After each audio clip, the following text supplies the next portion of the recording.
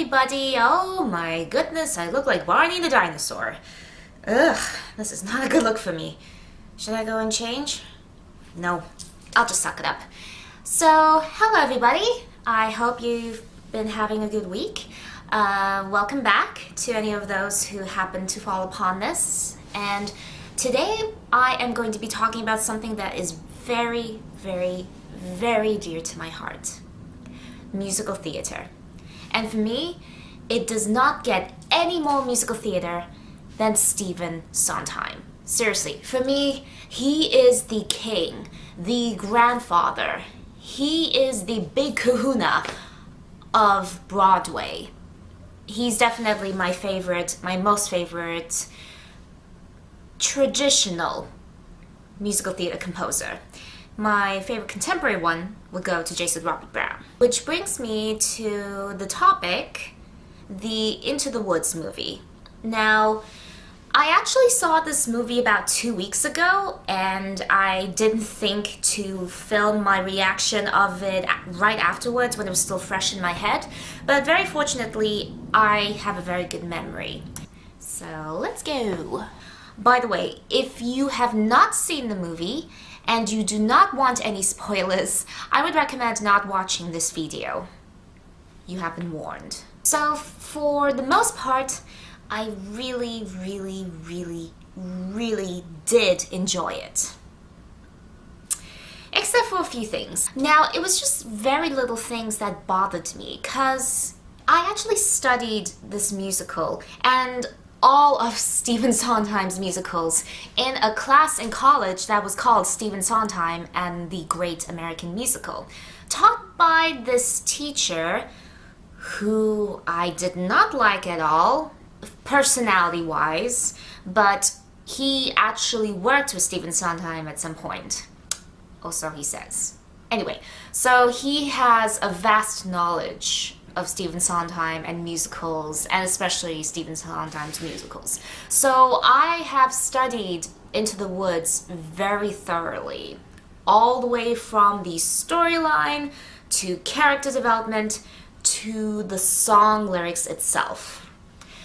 And it was just very little things that bothered me, like when they changed a word here and there. And, you know, when they'd be singing, I'll be like, wait a minute, that's not in the original transcript. Like, for example, when Cinderella's introduced, and after her stepmother and her stepsisters have been introduced. In the movie, it states that both the parents' girls have died, when actually it was just her mother who died, and her father had taken for his new wife a woman with 2 daughters of her own.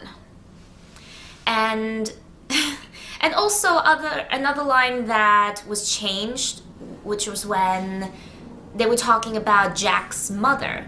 In the musical, it's Jack, on the other hand, had no father, and his mother, well, she was not quite beautiful. I mean, that is just so unexpected and funny. But in the movie, they make it more, now Jack, on the other hand, had no father, and his mother, well, she was at her wit's end. Which I can kind of see, because she is kind of at her wit's end. But why change the original lines? I don't understand the point of that. Now, this is a very interesting thing. Stephen Sondheim was actually the music consultant on the movie itself. And so he must have been going through the process of, like, should we change a word here? Should we cut the song out? And he must have approved it. So if he approved it, I guess it was okay. But I thought that the direction of the movie was really well executed. I loved how each scene flowed into the other, how they tied everything together, how they made it so that people could follow without getting lost. Because, believe me, Into the Woods is a very intricate and difficult story to follow if you're not very familiar with it. So I feel that the director did a very good job. In terms of the characters, I thought that the actors and the actresses that were picked were, for the most part, very suited. I wasn't entirely sure about Cinderella, to be very honest. I mean, Anna Kendrick has a beautiful voice, but when I heard she was going to be Cinderella, I thought, okay, why? I mean, she has a good voice, but it's very bright and it's very bright, basically. And Cinderella's supposed to be this demure and sophisticated and womanly person. I will say that Anna definitely rose up to the role, and she played it very well, so I will give her that. James Corden, I was also surprised to hear when he got the role of the baker. I was like, James Corden? I didn't know he could sing. But he also held his own as well. I did notice that he was more singing as opposed to actual singing. But he was very nice on the ears. I mean, thank God he was not at Pierce Brosnan level. Ugh. And now, Johnny Depp. Another surprise when I heard about this casting choice, especially since I don't think he sings. And especially after I saw the movie and I talked to other people who had seen the movie, evidently there were a lot of people bashing him. I feel he did the best that he could. I still love him as an actor, and of course he's such a chameleon. He literally blends into every single role that he gets. When he was singing Hello Little Girl, I got the chills. And I mean bad chills. Because I don't know if you know about this, but Little Red Riding Hood is essentially about rape. Yeah, rape. And he's describing how lush and plump she is, and how he's just getting ready to devour her. I felt sick when I learned about this in class. I mean, I now cannot listen to that song or see any kind of scene with that song without thinking, he's going to plow her. I mean, seriously, listen to the lyrics of Hello Little Girl. I mean, he goes, ugh. I mean, he doesn't say it exactly like that. It's just the way that I'm reading it out. But if you listen to the soundtrack, either the movie or the musical, look at that flesh, pink and plump. Hello, little girl. Tender and fresh, not one lump. Hello, little girl. This one's especially lush. I mean, literally, he is thinking of ravishing her. And then, of course, when you get to I Know Things Now, she's talking about how, it made her feel scared and excited at the same time. All of the brand new things he showed her. I mean, and he showed me things, many beautiful things that I hadn't thought to explore. They were off my path, so I never had dared. I had been so careful, I never had cared. And he made me feel excited, well, excited and scared. And I know things now, many valuable things that I hadn't known before. Do not put your faith in a cape and a hood. They will not protect you the way that they should. And take extra care with strangers, even flowers have their dangers. And though scary is exciting, nice is different than good. Isn't it nice to know a lot? And a little bit not. When I heard that Meryl Streep had been cast as the witch, I was actually okay with that. I could see her as the witch, and she really surprised me in a good way when she sang as the mother in Mamma Mia. So when I heard that, I thought, I can see her. She can do it. And I don't think her voice is very trained, but it's a very, very, very nice voice all the same. And she's done, she did Mamma Mia.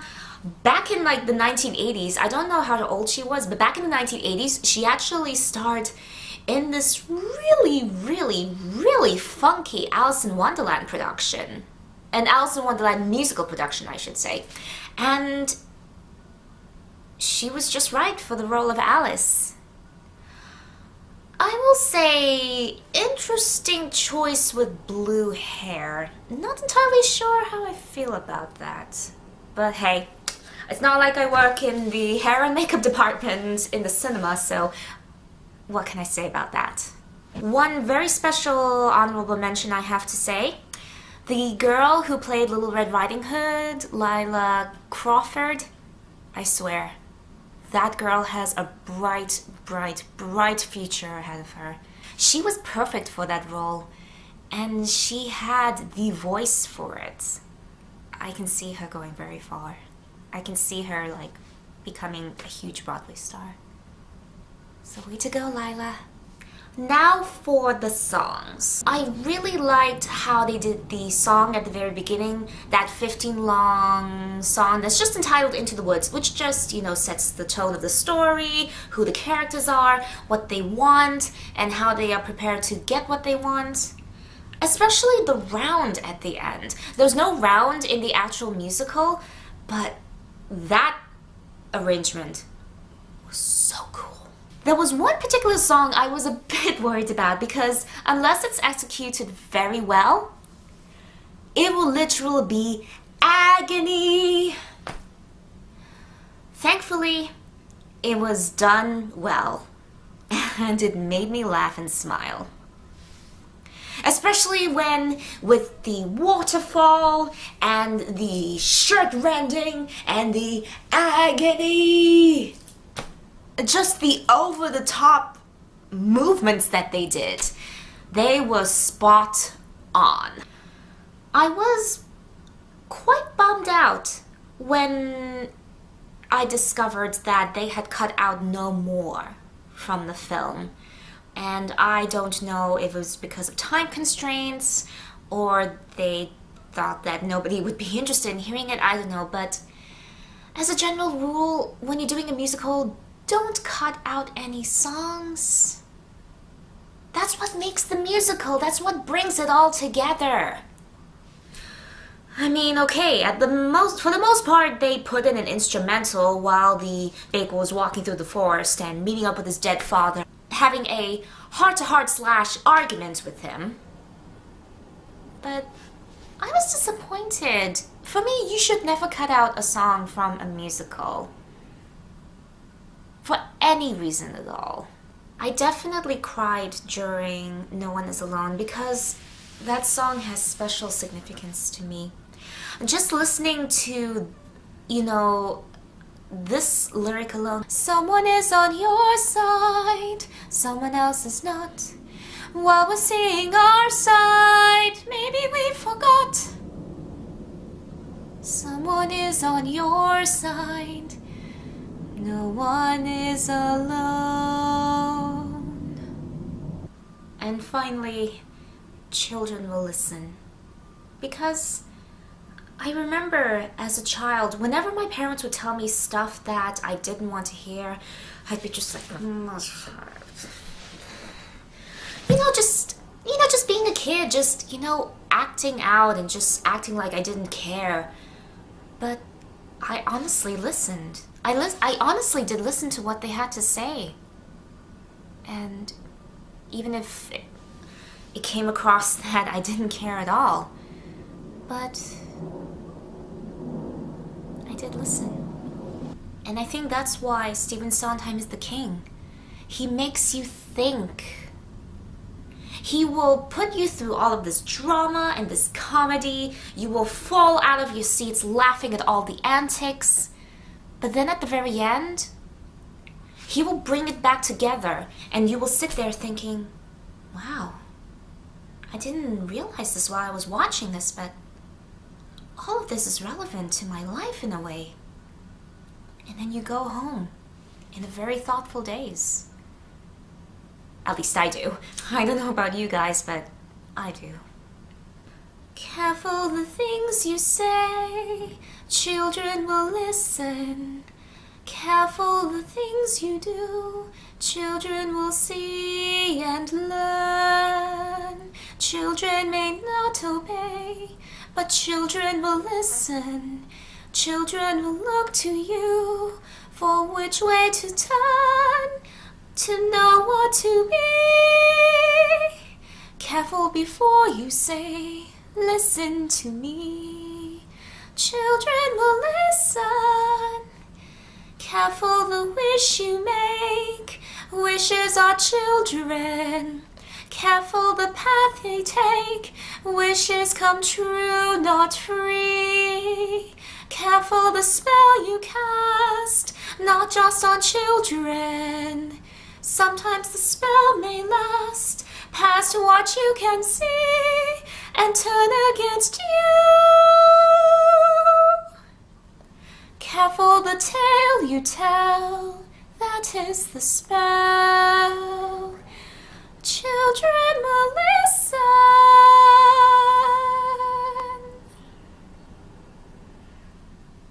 In the end, what I really like about Into the Woods is its use of ambiguity.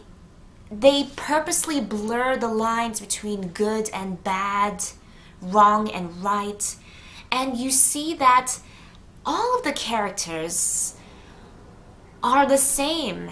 They all want something in their life and they're willing to do whatever it takes to get that. Be it to lie, to steal, to kill. Because usually when you see, a baker and his wife, or a fair maiden, or a carefree young boy, or a binge-eating little girl in a red hood, you would think that they would be good people, and that the ugly witch would be the bad person. But all of the four characters beforehand all did things that are morally not good. And the witch and Prince Charming, those two, I don't know if you noticed, are the only ones that tell the truth the entire time. It's especially apparent when Prince Charming says to Cinderella, I was raised to be charming, not sincere. He may be morally bankrupt, but at least he's honest about it.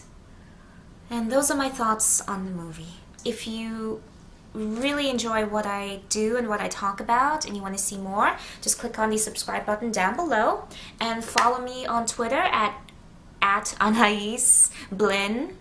And also follow me on YouNow, where I do a live show every single Sunday evening. I'm still trying to decide what time to do the show at, so sometimes it's at 6, sometimes it's at 7, sometimes it's at 8. I'm hoping that as I continue doing this and I gain more confidence and as I learn more about my craft, then I will be able to have an exact same time. So I really appreciate your interest and your support. If you have any thoughts on the musical, just write in the comments below and I'll take a look and answer them if you are interested. Thank you again for watching. I truly hope you enjoyed what I had to say. I hope you have a good week and I will see you next Saturday. So yeah, bye!